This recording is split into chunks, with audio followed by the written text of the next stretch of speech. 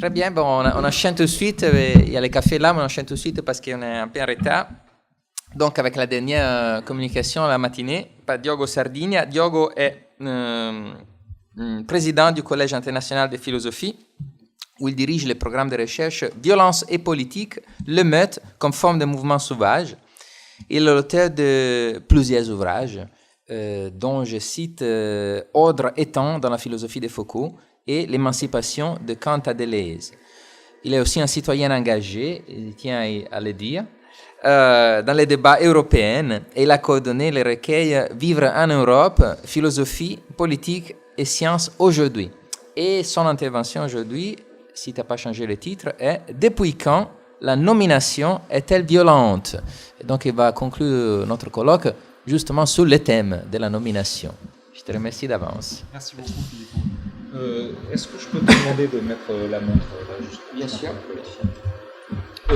Oui, merci beaucoup de l'invitation. Bravo aux organisateurs pour la qualité des débats et des échanges.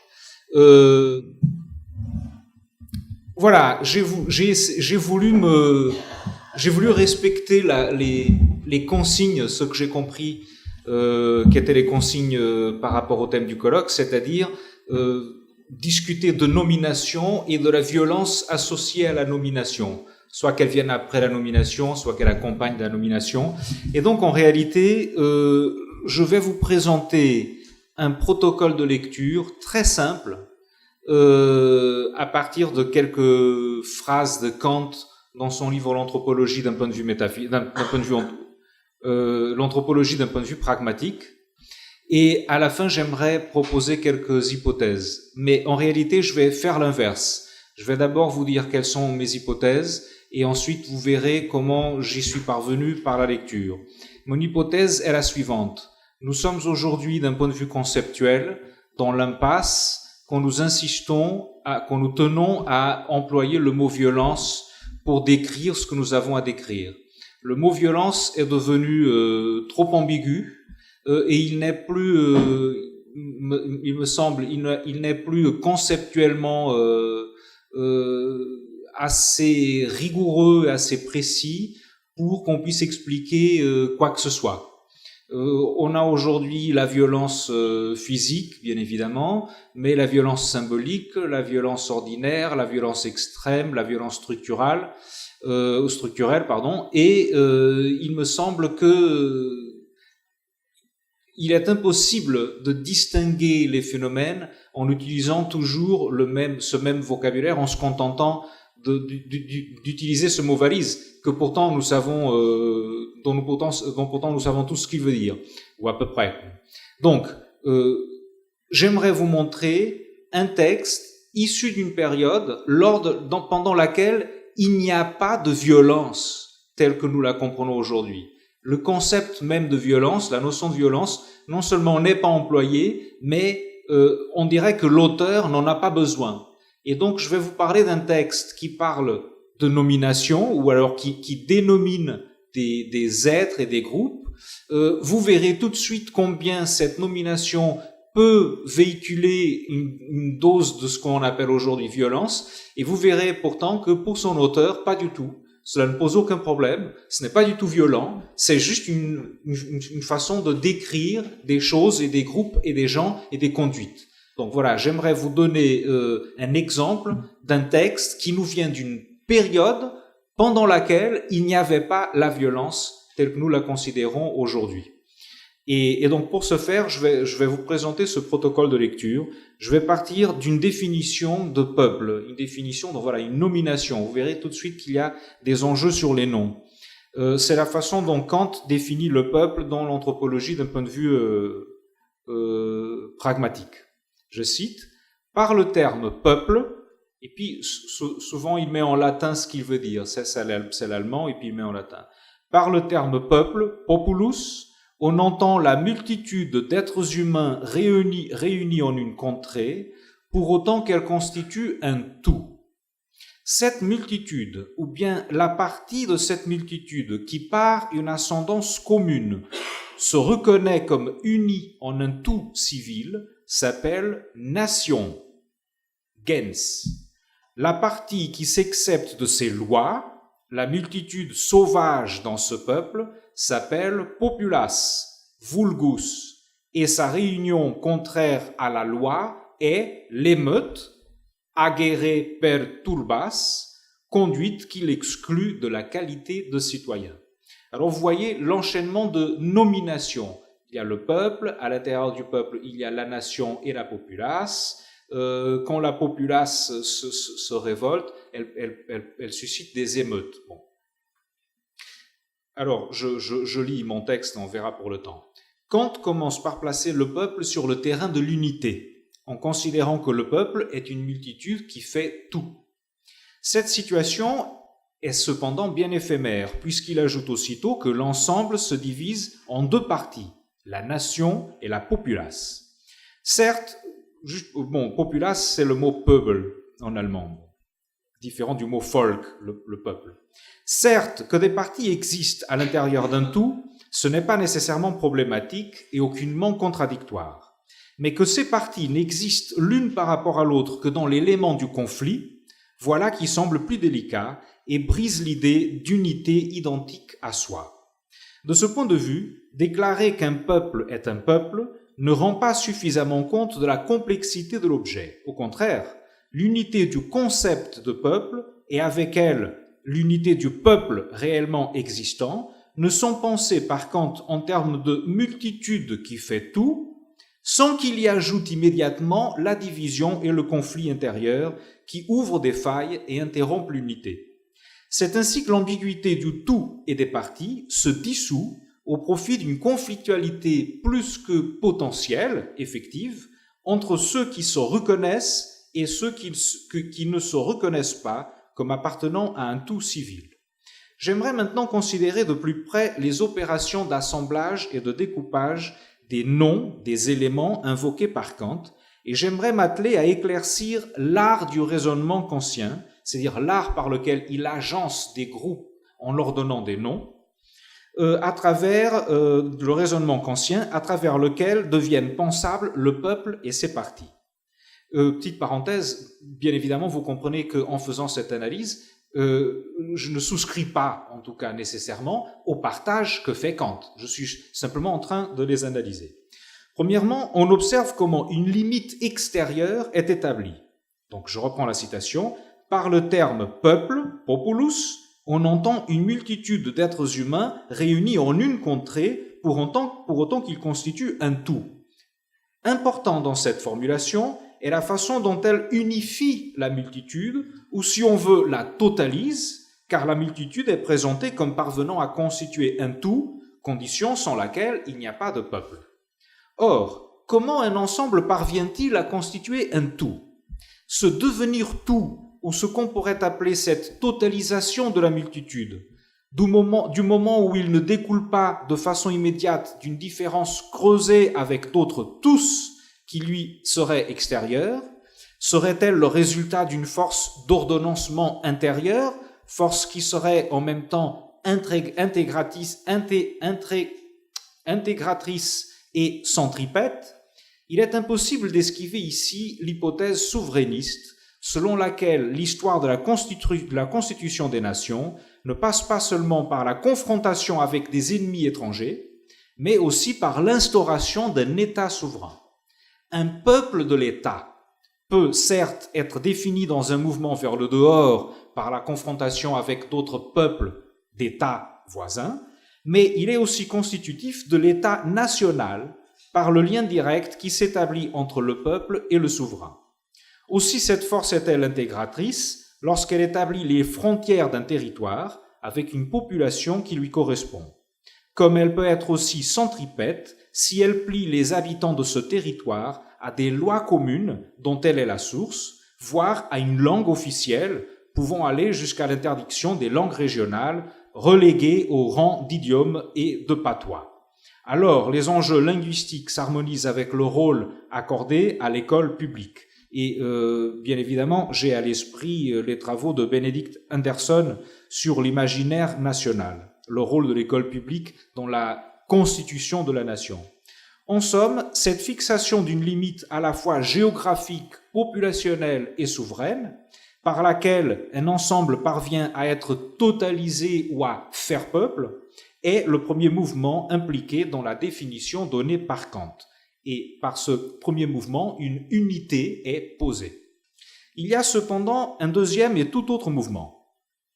L'art de faire un peuple se dévoile désormais comme technique de partage du terrain qui vient à l'instant d'être délimité et de surcroît unifié.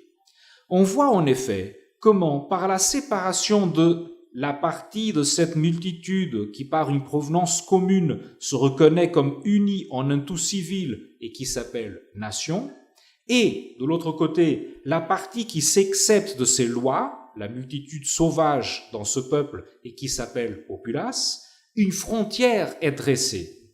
Puisque Kant affirme que la multitude peut elle-même se reconnaître unie en un tout civil par une provenance commune, vous avez remarqué que la citation commence par « cette multitude » ou bien la partie de cette multitude qui se reconnaît, etc. On pourrait soutenir que la dichotomie entre la nation et la populace n'est pas inéluctable. Toutefois, l'auto-reconnaissance immédiate d'une multitude comme tout risque fort de passer pour un idéal que la pratique dément. Aussi la différence conflictuelle est-elle introduite sans délai par Kant au sein de l'unité. L'opération intellectuelle qui scinde le corps du peuple en deux groupes nous apprend deux choses à leur égard, à l'égard de ces groupes. D'un côté, la nation se reconnaît, c'est son geste principal, c'est le fait de se reconnaître, et elle se reconnaît comme unie en un tout civil. De l'autre côté, la populace s'excepte. C'est à son tour son geste, c'est-à-dire le geste que celui qui est en train de faire les partages attribue à chacune des parties qu'il est en train de nommer et de décrire. La populace s'excepte des lois qui régissent ce tout, ou, pour l'exprimer inversement, la populace ne se reconnaît pas comme appartenant au tout régi par les lois civiles, en quoi elle est sauvage. Il faut alors considérer trois conséquences de cette opération. Premièrement, et Kant est très explicite à ce sujet, il existe une multitude sauvage. L'allemand dit une wilde Menge. Donc, il existe une multitude sauvage à l'intérieur du peuple, dans le peuple. L'allemand dit in diesem Volk, ce qui revient à dire que chaque peuple a ou contient en soi un élément sauvage, lequel appartient aussi bien à la notion qu'au corps du peuple. Corps qu'à la fois il intègre, constitue en partie, l'élément sauvage est bien une partie du peuple, et paradoxalement, sur le plan de la logique, et fâcheusement, du moins pour Kant, sur celui de la matérialité, il divise. Il commence à apparaître dès lors que ce que Kant appelle la partie sauvage du peuple est à la fois un élément de désordre, de conflit au sein du peuple, et un élément toutefois sans lequel il n'y a pas d'ordre, c'est-à-dire il n'y a pas de peuple, puisqu'il est une partie du peuple. Un élément de désordre qui accompagne toujours l'ordre à partir du dedans. Voilà la première remarque. Deuxièmement, vu que la sauvagerie de la populace découle, sinon entièrement, en tout cas dans une large mesure, du fait qu'elle se dérobe aux lois censées être communes et partagées par tous, et vu que sur la nature de ces lois, le passage cité de Kant ne donne plus de spécification, il semble judicieux de se demander s'il s'agit exclusivement de normes juridiques ou bien aussi de normes morales, tant il est vrai que le scandale et la subversion ne sont pas nécessairement liés à la sphère du droit et peuvent ne relever que de les sphères des mœurs. S'écarter des règles de la bienséance peut parfaitement être un motif suffisant pour être classé parmi la populace et du même coup pour être déclassé. Troisièmement, troisième remarque, il semble assurer que ce déclassement et de manière plus abstraite le partage du peuple en deux groupes ne peuvent qu'être des gestes accomplis par le penseur qui énonce son discours du côté de la loi, de la reconnaissance d'une ascendance commune, du côté de la nation, en un mot, du côté de ce qui fait tout ou de ce qui totalise. Reste ainsi à dire que ce qui s'excepte du tout civil par sa non-reconnaissance et par son illégalité, bref, par sa sauvagerie, est un groupe qui ne fait pas tout, voire qui n'est pas tout, un ensemble hétéroclite responsable de la blessure d'une division intérieure au sein du peuple. Tel que je viens de le décrire, ce deuxième mouvement de l'argumentation kantienne mouvement qui divise ce qui dans un premier temps avait été posé comme tout, suscite des questions qui seront traitées bientôt. Pour l'instant, je remarquerai le troisième et dernier développement qui complète l'exposition kantienne, qui vient à la suite des définitions analysées et qui est en quelque sorte la conséquence prévisible de ces définitions. Kant va transformer la frontière intérieure entre la nation et la populace en une nouvelle limite.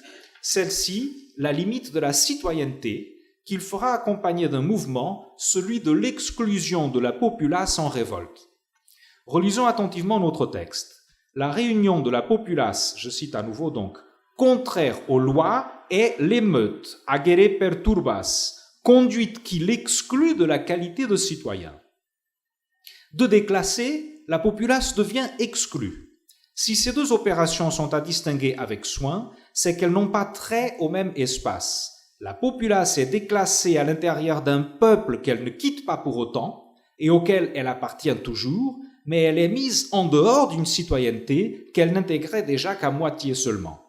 Bien plus, la populace, qui ne fait pas corps, qui n'est pas tout, et perturbe l'unification du corps du peuple auquel, malgré cela, elle appartient toujours, n'est pas rigoureusement exclue de la citoyenneté. Très exactement, elle s'exclut elle-même par son action.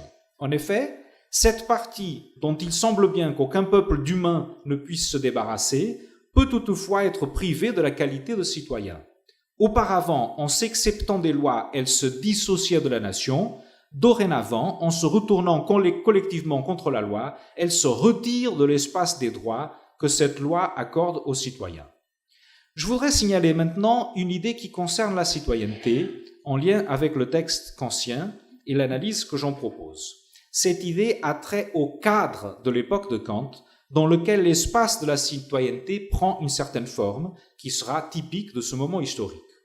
On l'aura remarqué, Kant spécifie ce qu'il entend par populace, par peuple, en ajoutant entre parenthèses le mot latin vulgus. On peut dès lors se demander s'il s'agit d'une catégorie politique, la populace, une catégorie politique, économique, morale ou autre, c'est-à-dire si la nomination est, dirait-on aujourd'hui, de l'ordre politique, économique, moral ou autre. Si les travailleurs manuels y appartiennent, ou bien s'ils sont des citoyens de plein droit, si la populace est composée de travailleurs sans aucune propriété et les travailleurs propriétaires intègrent plutôt la nation, bon. Je soutiendrai ici que malgré la polysémie des termes en question, populace, vulgus, peuple, etc., le choix kantien a le mérite de dissiper par avance au moins une ambiguïté. Par peuple, Kant ne fait pas référence à une catégorie immédiatement politique au sens strict, comme cela aurait été le cas s'il avait retenu le mot latin plebs, mais plutôt à une catégorie morale. Plebs, on le sait, désigne dans l'ancienne République romaine l'ensemble des citoyens nés libres, mais n'appartenant pas à la noblesse, par opposition aux familles des patriciens. Les tribuns de la plèbe, dont le pouvoir autorise même à bloquer des décisions du Sénat, représentent les intérêts de celle-ci dans la lutte pour l'égalité des droits. Plebs porte donc avec lui un sens institutionnel politique reconnu. Cela n'est pas le cas de vulgus, mot qui n'est pas politique dans le même sens, mais moral, pour indiquer la masse sans éducation, justement la populace. On dit alors que le choix que Kant fait des mots révèle le cadre de son époque, qu'il est nécessaire de ne pas confondre avec celui de l'Antiquité. Plus exactement, l'opposition entre la nation et la populace dans l'Allemagne de la fin du XVIIIe siècle est différente de celle qui sépare les patriciens et les plébéiens dans la Rome antique. Chacune est typique d'une forme d'organisation sociale, la seconde séparant et hiérarchisant des individus selon leur naissance ou appartenance familiale. On peut par exemple de patricien devenir plébéien en passant par adoption d'une famille patricienne dans une famille plébéienne. Et la première, donc la première distinction, nation, populace, les distingue selon le fait qu'ils reconnaissent ou non des lois et une ascendance commune. S'il est permis de reprendre ici le vocabulaire d'Aristote, le partage kantien est fait entre les bons et les mauvais citoyens, qui peuvent être si mauvais qu'ils s'excluent eux-mêmes de l'espace de la citoyenneté. prenant en compte leur conduite au sein de la cité et non les marques de leur origine familiale. Apprécié sous cet angle, plebs, la plèbe et la populace, donc plebs et vulgus, sont des ensembles différents. Et bien que le latin plebs puisse signifier accessoirement, quoique rarement, le bas peuple, le menu peuple, les classes inférieures, la populace, le vulgaire, et qu'en ce sens moral et non institutionnel, ces membres soient exclus de certains espaces, ils ne sont pas pour autant exclus du champ politique et se trouvent représentés dans les institutions, la plèbe. De ce fait, le mot conserve un sens institutionnel politique ineffaçable, là où vulgus relève plus immédiatement, c'est-à-dire sans la médiation institutionnelle, du jugement moral dépréciatif. Le texte de Kant manifeste donc la tendance historique de rupture avec le paradigme de la famille, paradigme central dans le cadre aristocratique ancien, qui structure l'espace commun d'après les liens de naissance ou d'état civil de ceux qui l'occupent. On peut dire que l'inspiration puisée dans le latin vulgus, mais aussi dans populus, dans gens, n'est pas, de la part de Kant, penseur de l'Aufklärung, un recours au modèle de l'organisation de la République romaine. De fait, sous l'apparence du recours au cadre politique ancien, qui plonge ses racines dans l'occulte de la maison et de la famille, Kant rompt avec lui en privilégiant le concept moderne de nation qui émancipe la politique de la communauté des familles. À l'intérieur de ce nouveau cadre se développent des formes de citoyenneté qui en seront typiques.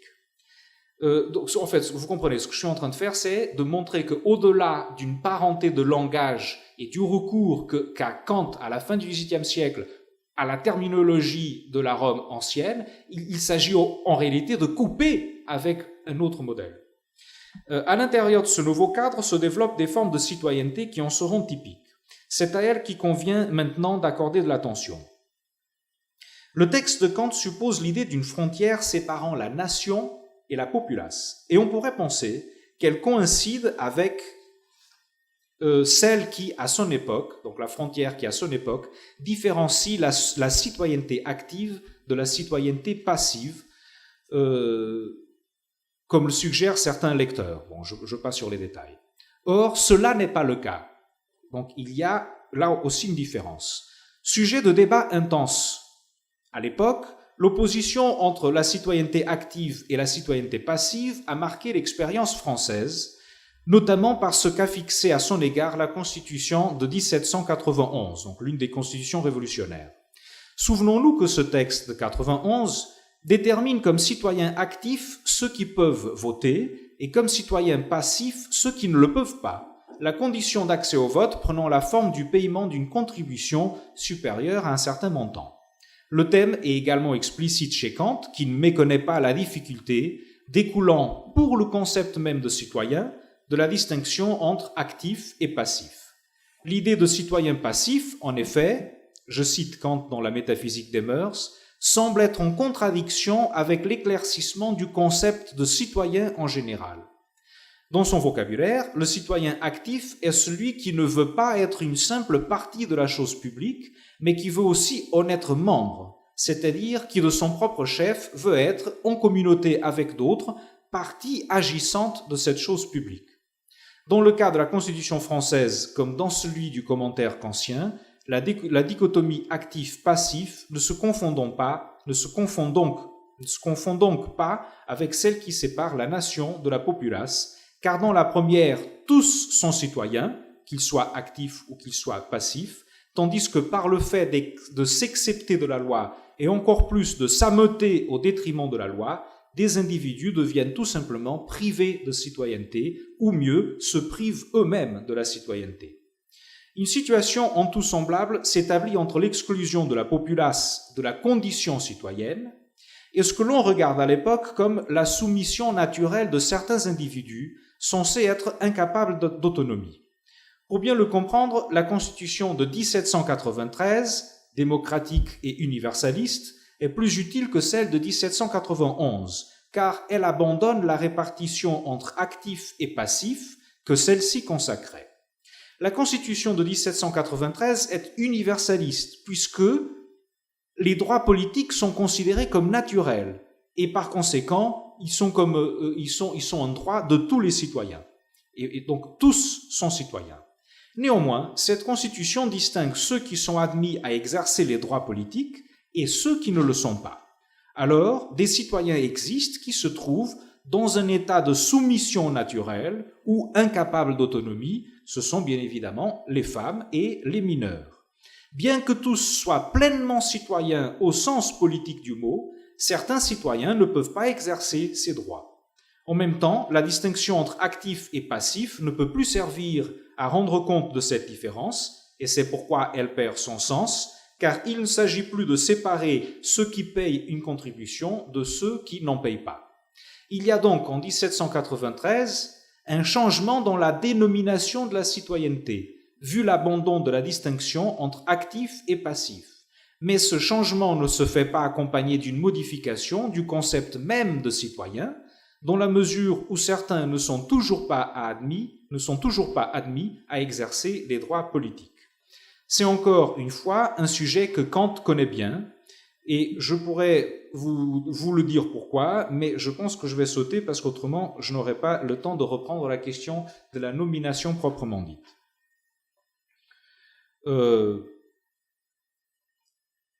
Mais la question de la minorité des femmes ou des enfants, comme vous le voyez, ne se confond pas avec l'exclusion par réunion contraire aux lois.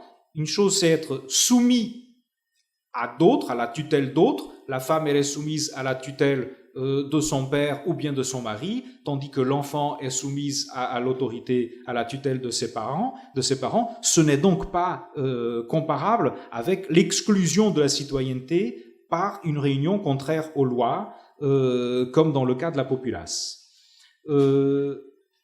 Il s'agit donc, dans cette exclusion de la populace, d'un véritable abîme qui se creuse entre les citoyens et les exclus de la citoyenneté, ou entre le peuple qui reste dans l'espace de la loi et la partie qui se réunit de manière contraire aux lois, voire qui se révolte contre les lois.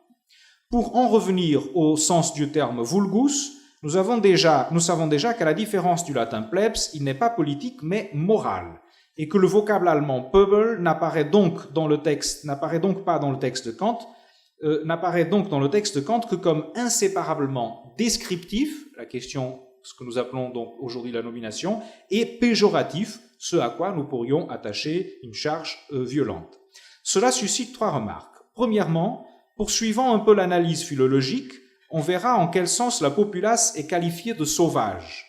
À cette fin, si on se tourne vers le dictionnaire des frères Grimm, on verra que l'adjectif sauvage, wild, signifie méchant, cruel, dangereux, effrayant, inquiétant, et donne par conséquent à la sauvagerie le sens d'agressivité et non de spontanéité. La spontanéité qui est par exemple associée à la vie sauvage comme vie dans l'état de nature. Deuxièmement, dénommant sauvage la multitude qui s'excède des lois et à laquelle il arrive de se réunir contre les lois, l'analyse kantienne du peuple trace un chemin qui va de la sauvagerie à la révolte, en même temps qu'elle suggère que ce chemin n'est que trop facilement parcouru par ceux qui, étant des sauvages, se révoltent contre les lois. Sous cet angle, tout se passe comme s'ils parcouraient ce chemin de façon naturelle. Toutefois, si on regarde cette opération sous l'angle opposé, c'est-à-dire sous l'angle contemporain, sur notre angle aujourd'hui, on dira que le texte prête à ce qu'il appelle une partie du peuple un caractère sauvage, au sens de brutal, et on sera même tenté de dire qu'il ensauvage cette partie du peuple si on accepte l'usage fait de ce mot aujourd'hui pour désigner le geste de marquer des sujets comme immoraux et agressifs, par exemple dans le but de justifier des mesures de répression. Troisièmement, enfin, il y a dans le recours au mot sauvage un doute semé sur le caractère raisonnable de ceux qui sont ainsi classés. Si ce mot désigne un être humain vivant dans l'état de nature, il transporte d'ordinaire, comme le dit le dictionnaire des frères Grimm, le sens adjuvant de déraisonnable, brutal, dangereux. Cependant, quand il est appliqué dans le cadre d'une vie en communauté réglée par des lois, dans lequel le sauvage n'est plus de l'ordre du spontané mais de l'ordre de l'agressif, la dimension d'irrationalité, me semble-t-il, devient centrale. C'est une question qui mérite d'être encore explorée, ce que je ne vais pas faire aujourd'hui. Maintenant, j'aimerais très rapidement, pendant encore 5 minutes, me consacrer à un autre petit passage que Kant ajoute en bas de page quand il fait sa définition du peuple. Pour le lecteur, cette note de bas de page semble venir éclaircir la nature de la populace. Au vu de son aspect empirique, l'auteur lui réserve le statut d'un aparté, à la fois éloquente, pittoresque et érudit, en marge de ce qui fait l'essentiel de son discours.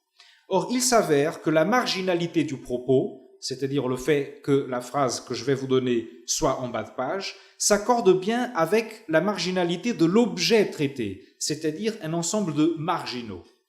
Après avoir distingué 2 parties à l'intérieur du peuple, Kant ajoute à la définition de la populace la filiation étymologique suivante, je cite, « Le nom injurieux », on revient à la question de la dénomination, « le nom injurieux, la canaille du peuple, est vraisemblablement issu de canalicola, un tas d'oisifs qui, errant au bord du canal dans l'ancienne Rome, taquinait les gens occupés. » Fin de citation. Avant d'examiner le bien fondé de la dérivation philologique, regardons de près le portrait fulgurant qu'elle dresse de la vie sociale. Sur la même voie de la métropole se côtoient et se croisent 2 mondes tout à fait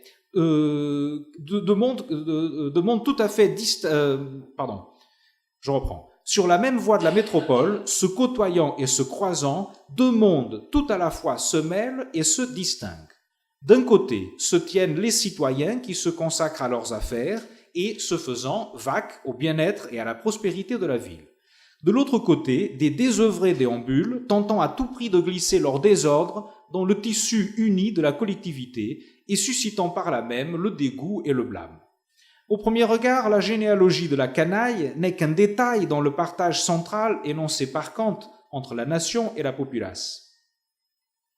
En réalité, elle fait passer discrètement à l'intérieur du cadre 2 conditions du bon exercice de la citoyenneté. Le fait pour l'individu d'être occupé à ses affaires, d'une part, et d'adopter une certaine attitude à l'égard d'autrui, d'autre part.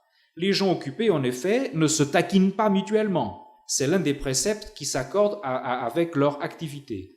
Par contre, le tas d'oisifs manque d'occupation et de principe, et il s'attire de ce fait même l'injure de la nation. Le caractère marginal de ce passage trouve ainsi pleinement sa raison d'être. Kant parle en marge des marges. Avec cette unique réserve, il repère les marginaux au milieu de la ville et au cœur de la vie sociale, comme le montre la scène au bord du canal. Nous avons affaire ici à un nouveau paradoxe qui rappelle celui de la populace comprise comme multitude sauvage dans le peuple. On s'en souvient, un peuple a une populace qui à la fois le constitue comme l'une de ses parties et le scinde en s'opposant à la totalisation du peuple. Désormais, la canaille est du peuple, elle appartient au peuple et l'intègre d'un côté. Ce que suggère l'anthropologie d'un point de vue pragmatique, c'est qu'il n'y a pas de peuple empirique sans sa canaille, sans la canaille du peuple. Dans une vérité qui peut être aux yeux de Kant est valable aussi bien pour l'ancienne Rome que pour son époque. De l'autre côté, pourtant, la canaille surgit en quelque sorte à l'extérieur du peuple, comme son rebut, espèce de reste par rapport au peuple à proprement parler. Elle paraît avoir une importance et un statut encore moindre que la populace, et se trouver face au peuple non comme une de ses parties, un complément, mais plutôt comme un supplément, quelque chose qui l'excède, une sorte d'excroissance. Comme entre le peuple et sa populace, s'établit entre le peuple et sa canaille une tension qui ne se dissout pas. À quoi s'ajoute le fait qu'on ne comprend pas exactement qui appartient à la canaille du peuple, car derrière sa simplicité apparente, comme si elle était une et faisait tout, cette catégorie est complexe, à la fois économique, puisqu'elle concerne des oisifs ou des gens inoccupés, sociale, car elle trouve sa place dans la rue ou dans l'espace public partagé, et morale, vu que le nom qu'on lui donne est sans embâge injurieux, comme le dit l'allemand un Schimpfname. Un individu, peut-on s'interroger, doit-il remplir en simultané ces 3 conditions, être un désœuvré qui provoque les honnêtes gens publiquement pour être renvoyé à la canaille du peuple? À cette fin, cette triple condition est-elle suffisante? Est-elle du moins nécessaire? Le nom épithète de canaille est une injure, écrit Kant, et ne prend entièrement son sens que dans le cadre de la morale courante. Pourtant, quelque peu comme la désignation de populace, il déclasse tout en classant, tout en classifiant. Ces ambiguïtés ordo-morales font écho à celles que l'on entrevoyait dans la séparation entre la populace et la nation, et même elle les accentue, ces ambiguïtés. C'est alors, pour finir, qu'une note de l'éditeur scientifique de l'anthropologie d'un point de vue pragmatique fait basculer ce tableau en venant corriger le propos kantien. Et elle nous apprend la chose suivante: la dérivation déjà établie avant Kant est fausse. Canaille provient de canis. Canaille provient donc de canis, le chien, et non de Canalicola, l'ancien canal à Rome. La canaille du peuple, on s'en aperçoit maintenant, ce sont les chiens du peuple. Cela nous conduit à une remarque décisive. Autant la définition de peuple, il est question de deux parties, dont une qui se reconnaît comme unie en un tout civil et l'autre qui se sépare de ce tout, autant dans la considération, plus rigoureusement dans la déconsidération de certains comme des chiens, la déconsidération de certains comme des chiens équivaut à la non-reconnaissance, ne serait-ce que partielle, de leur humanité. La canaille est une multitude d'humains qui ne le sont pas tout à fait, des humains chez qui l'animalité l'emporte, qui ne raisonnent pas, peut-être parce qu'ils ne sont pas capables de raisonner. Dans l'image des chiens du peuple, on retrouve le thème du comportement déraisonnable auparavant associé à l'humain qui vit à l'état sauvage. Ceux à qui on ne reconnaît pas la possession de la raison, ce sont des bêtes, des animaux irrationnels.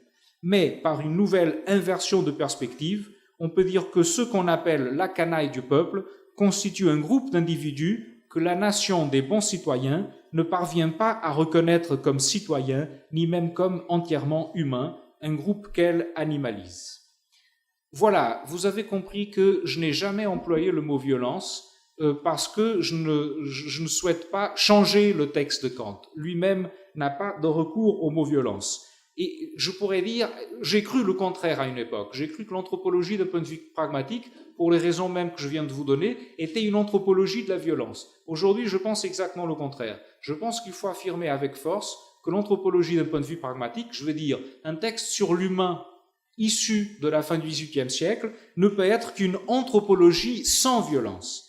Dire que ce discours que je viens d'analyser est un point d'appui pour étudier la violence de la nomination et suggérer que l'anthropologie kantienne est une anthropologie de la violence en politique serait en toute rigueur des anachronismes.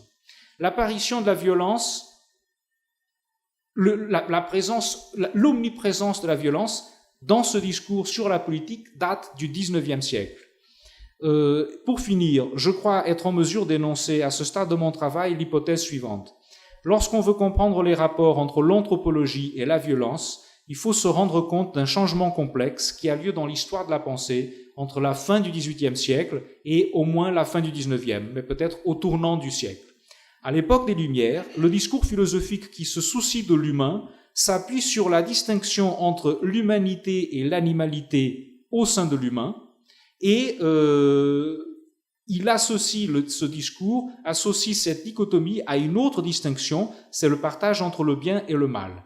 En même temps, la violence comme phénomène global n'est pas pris en compte, la violence n'est pas prise en compte, elle n'existe tout simplement pas. En revanche, à partir du XIXe siècle, et je ne sais pas si la Révolution française, il faut que je l'étudie de plus près, la Révolution française y est pour quelque chose, mais on le voit tout de suite dans le texte de Hegel avec la Gewalt. À partir du XIXe siècle, on discute non plus de animalité et humanité, mais plutôt de l'humain et de l'inhumain. On renonce à la dichotomie morale classique du bien et du mal et on discute du bon et du mauvais. Nietzsche va consacrer cette tendance à la fin du 19e en écrivant « par-delà bien et mal ». Il ne s'agit plus de penser le bien et le mal, il s'agit de penser ce qui est bon et ce qui est mauvais.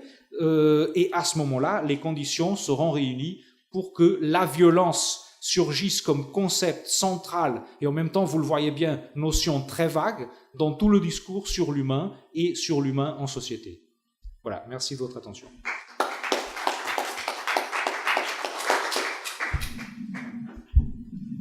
So we have some time for questions.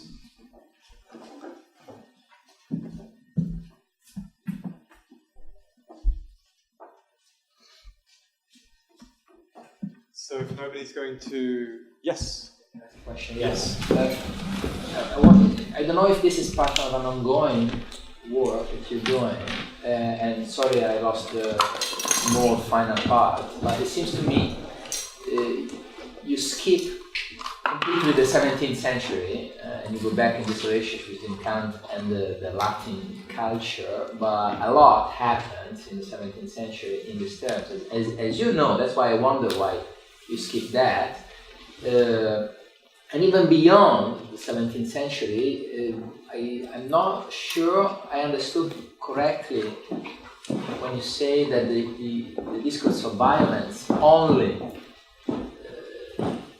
happens in the 19th century, because, I mean, it should be defined a little bit better or more precisely, because I think in Greek thought already we have a clear sense of violence. Of course, violence should be defined, but in how Plato treats the sophist, or how Aristotle distinguishes between two kinds of wars, between the Greek among themselves and the Greek against the others, well, that's the birth of violence in a normative sense, if you want. But so I really see it as a kind of constant in Western thought. Of course, articulated in different ways in different age by different authors. But the novelty of the 19th century, I'm less sure about that. Je peux te répondre en français. Je pense que la nouveauté, je commence par la fin, la nouveauté du 19e siècle réside dans l'articulation qu'il fait de certains concepts et de certaines grilles d'intelligibilité. Le bien et le mal ne sont plus importants pour le 19e siècle, et je pense que Nietzsche l'acte une bonne fois pour toutes. Je m'en suis rendu compte en lisant des commentateurs de Kant qui se plaignent de la disparition de la dichotomie bien-mal parmi les grandes préoccupations de la philosophie. Il y a des exceptions, la banalité du mal, et donc il y a des lecteurs de Kant qui aimeraient bien qu'on revienne à la vieille dichotomie parce que le bon et le mauvais ne suffit pas. Donc, apparition de cette dichotomie ou mise à l'écart de la vieille dichotomie morale par une nouvelle dichotomie. Transformation de la dichotomie animalité-humanité en humain et inhumain, qui n'est pas moins ambigu, parce que l'inhumain est aussi à l'intérieur de l'humain, mais le paradigme change. Et à ce moment-là, il y a un discours sur la violence anthropologique qu'on ne voit pas, en tout cas à la fin du 18e. Ce qu'on voit, et maintenant en essayant de répondre, moi je n'ai pas fait un travail sur le 17e, tu as raison, mais ce que je crois voir, et je ne dis pas bien évidemment que le mot violence a été inventé à l'époque, bien évidemment que non, mais disons que la pensée est beaucoup plus fine et en réalité beaucoup plus riche avant que la violence ne vienne tout estomper. Parce que il y a, comme tu le dis, il y a la guerre, il y a le conflit. Moi, c'était très très intéressant quand Katia faisait son exposé hier. Elle utilisait domination, persecution, massacre, war, tyranny, hate, insurrection, annihilation. Mais jamais elle n'a parlé de violence, sauf quand elle parle de Benjamin au XXe siècle. C'est-à-dire, le Spinoza dont elle parlait et toutes les discussions de l'époque telles qu'elle les reconstituait n'avaient nullement besoin du concept de violence. Je ne dis pas qu'il n'emploie pas le mot, mais que la violence devienne un concept au point qu'on organise des colloques sur les noms de la violence, ça c'est inimaginable pour l'époque. Et je crois que nous aurions à gagner en faisant cette distinction, en singularisant les métamorphoses qui conduisent à notre époque, c'est-à-dire notre époque qui est l'époque du concept de violence partout, du concept partout de violence, du concept de violence qui est partout, et aussi celui qui d'un point de vue anthropologique a remplacé, ou celle, pardon, l'époque, qui d'un point de vue anthropologique a remplacé la vieille dichotomie morale par une dichotomie peut-être éthique, si on veut, le bon et le mauvais, qu'est-ce qui cause préjudice, qu'est-ce qui favorise quelque chose, et non pas qu'est-ce qu'on doit condamner comme étant le mal, qu'on doit éradiquer, et la nouvelle conception de l'humain comme n'étant pas opposé à l'animal, mais comme ayant quelque chose d'inhumain en soi. Je pense que ce sont des constellations que nous devons penser ensemble, et bien évidemment que si le mot existe avant, il n'entre pas dans une constellation aussi cohérente que celle qui caractérise la contemporanéité. Yes, back. J'ai trouvé que votre intervention suivait celle sur la politique de la ville et nous faisait intérieurement penser à la politique de la famille. Parce que, effectivement, vous êtes resté sur l'anachronisme que Kant pourrait être lu à l'heure actuelle comme une description de nos sociétés.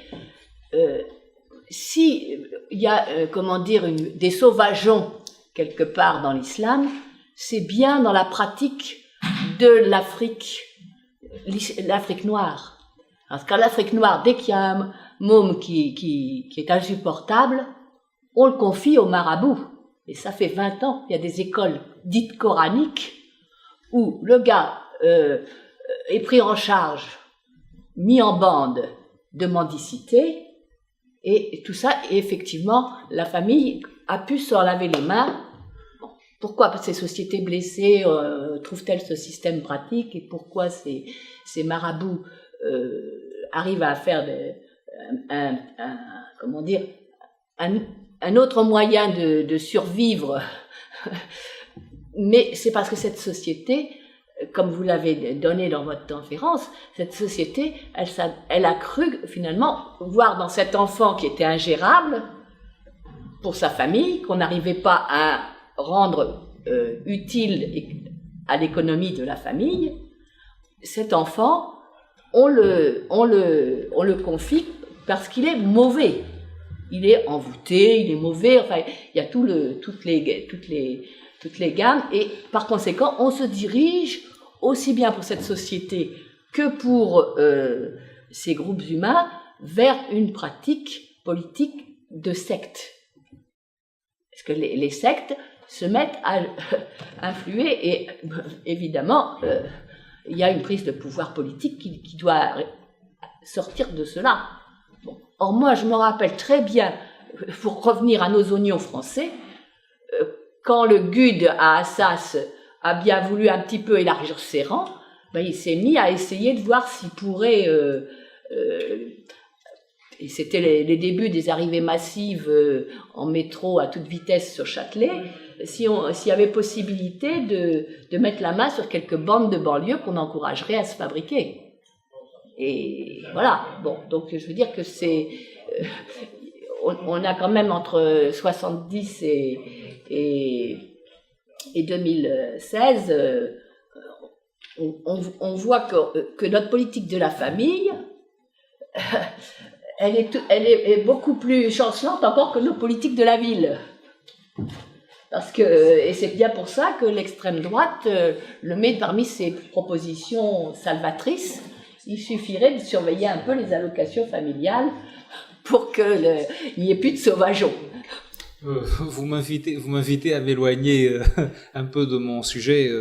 Je ne suis pas aussi téméraire pour le faire. Donc, c'est-à-dire l'idée qu'il y a une partie sauvage du peuple, l'idée que les classes populaires sont sauvages, qui se conduisent comme des sauvages au sein de la cité. Il y a toute une littérature là-dessus qui concerne beaucoup le 19e siècle. Je pense que dans ce qu'on considère aujourd'hui comme la philosophie un peu consacrée, Benjamin est vraiment l'un des auteurs qui va mettre en valeur les Apaches, les sauvages, et va leur donner un droit de cité en essayant justement de identifier les pièges de la nomination de certaines personnes comme sauvages, apaches, violents, etc. Mais en réalité, tout ça fait écho à l'inquiétude dont Oliver nous faisait part hier, quand tu parlais d'un collègue australien. Je me demande si c'était Justin qui disait qu'il préparait un travail sur la violence et il n'arrivait jamais à définir le mot. Non, c'était pas lui. Donc voilà. Parce que, qu'est-ce qu'il disait, l'éducation c'est de la violence, la nomination c'est de la violence. Bon, justement, quand j'ai commencé à lire le discours anthropologique de Kant, qui est quand même un peu paradigmatique pour la fin du XVIIIe, d'autant plus que c'est lui qui introduit l'anthropologie dans les études universitaires, je croyais, et je commettais une erreur vraiment d'anachronisme, je croyais qu'il y avait une charge de violence dans tout cela, dans la pédagogie, dans la nomination. Or, en réalité, non. Qu'on puisse dire qu'il y a de la violence dans ce que fait Kant, qu'on puisse dire qu'il y a de la violence dans l'éducation, dans la pédagogie telle que Kant la conçoit, c'est quelque chose d'invraisemblable pour Kant et sans doute pour son époque. Ça, c'est une vision ultérieure. Quand il dit l'éducation doit être rigide et ferme, jamais on ne trouve dans le texte de Kant une piste que cela signifierait que cette éducation serait violente. Non, pas du tout. Pas du tout. Elle doit juste être sévère parce qu'il faut extraire le bien et l'humain de ce qu'il y a d'animal dans l'enfant, etc. Donc, mon idée de revenir à Kant, c'est pas seulement de m'intéresser à une curiosité du musée de l'anthropologie, c'est de, par comparaison avec une autre époque et un autre agencement de concepts, mettre en évidence l'agencement de concepts qui caractérise notre façon de penser aujourd'hui. Et insister sur le fait que parler de guerre, conflit, dissension, combat, sévérité, c'est peut-être plus riche pour comprendre les phénomènes auxquels nous avons affaire que de se contenter de parler de violence. Alors, je prends l'occasion pour revendiquer notre adhérence au programme qu'on vient d'entendre là, de Diogo. Moi et Filippo, on a bien choisi de donner un titre de ce colloque qui était « Les noms de la violence ». Donc, on est déjà dans la démarche d'aller vers le multiple, d'aller complexifier et multiplier le champ sémantique qui est souvent, tu as complètement raison, gommé et estompé par ce seul mot, la violence, qui, on a vu avec Laurent Mucchielli, est aussi distribué dans une façon complètement asymétrique et politique. Certains agents, ils ont droit à une violence légitime sous certains noms, et d'autres agents, ils sont complètement déqualifiés du champ politique parce que c'est une violence qui n'est pas légitime. Donc, je revendique, cette idée qu'il faut multiplier les noms. Et il faut aussi faire parler des appareils collectifs d'énonciation qui arrivent à donner leur propre nom aux forces qui structurent le champ politique sans trop de moral piety. Voilà. Je vous remercie tous. Vous avez quelque chose? Oui. Tu me permets, tu as entièrement raison. Bien sûr, oui. Je ne veux aucunement vous donner l'idée que la violence n'existe pas. Au contraire, on la voit partout, hélas. Mais une chose, c'est de voir la violence. Une autre chose, c'est de trop s'attacher à ce mot pour réfléchir et pour décrire ce qu'on voit. Et aussi pour essayer de le transformer. Donc, bien évidemment, la violence est partout. Elle est terrible. Mais pour penser, c'est un peu comme pour le racisme. Bien évidemment, il est partout, le racisme dans les têtes, mais je pense qu'on peut trouver d'autres moments de l'histoire qui nous suggèrent un vocabulaire plus riche et peut-être plus rigoureux, plus fin pour analyser les situations. Mais s'il n'y avait pas eu ce colloque, je n'aurais pas eu l'occasion de faire tout ça. Donc, le thème du colloque était magnifique. Bon, merci Diogo. Donc, je vous remercie tous pour être venus à l'Université américaine de Paris et je remercie aussi le collège pour le soutien de ce colloque et aussi l'université de Brunel à Londres, de Filippo. Je voudrais juste dire s'il y avait des moments qui vous ont très intéressé, mais vous avez peut-être loupé des détails. Gardez un œil sur le site web de l'Université américaine de Paris, car mon assistante brillante Brianna Delfs et son assistant brillante Benoît Blanchet, ils nous ont tous enregistrés. Et ce qu'on va essayer de faire, c'est de faire une petite archive sur l'Internet, sur le site web de ces travaux. Donc, il va y avoir non seulement les interventions que vous avez vues ici, mais aussi des interviews qui ont été faites dans les coulisses, des interviews où les intervenants ils ont eu la chance de développer leurs idées dans un autre genre et en d'autres directions. Donc, je pense j'espère bien dans le prochain mois, on va arriver à créer ces plateformes pour la distribution de cette recherche sous une forme audiovisuelle. Bon, merci à tous. Merci.